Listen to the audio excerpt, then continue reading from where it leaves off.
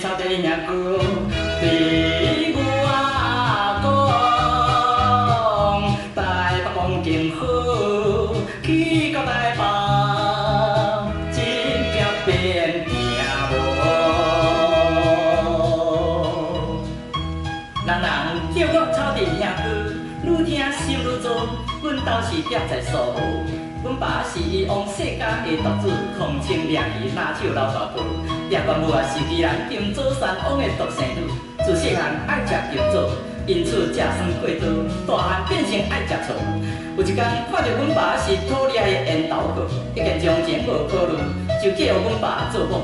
翁某真上好，兴趣煞相颠倒，食鱼的换爱食酸，也食酸的换爱食鱼醋。就安尼，伊两人离开我耳口，糊里糊涂就将我生出来了，才会互人叫我草地兄哥。阮爸疼疼心肠，将伊掠鱼工夫全套，教我就爱学，伊毋知我惊臭臭，当然嘛掠无，真是无奈何。别人以为我空空，其实我是中虎，毋是鹿，只是毋捌出外，才会互人笑我傻。啊，朋友劝我换头路。来到台北繁华的首都，一时找无理想的工作，只好在工厂接单，做也做，工钱又不多，在此前途一定无。看报纸广告讲，做大钱有命哦，人家又搁好。然后我就走去三重埔中心路，加入歌艺城综艺公司艺人问节目部，无啥甲唱歌。阮老师是名作曲家高艺峰，伊做人真好，听了我的历史，讲我的声音甲作词，堪得互大家来参考。特别为我写作这首《草地兄哥》，请亲爱朋友大家多多批评爱顾，有闲请大家才来阮所佚佗。阮爸一定会请你食鱼醋，也阮母啊一定会请你食金座。食鱼配金座，滋味是如何？恁大家捌无？若捌，恁就比我较爽。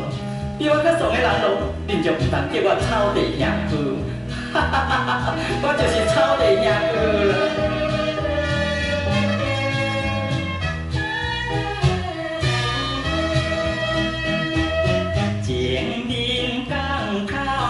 边山坡，一边掠鱼，一边唱山歌。别人去卡掠鱼多多，可惜我怎会掠无？为着前途离开苏澳，来到台北走找头路。一好工厂做工一样多。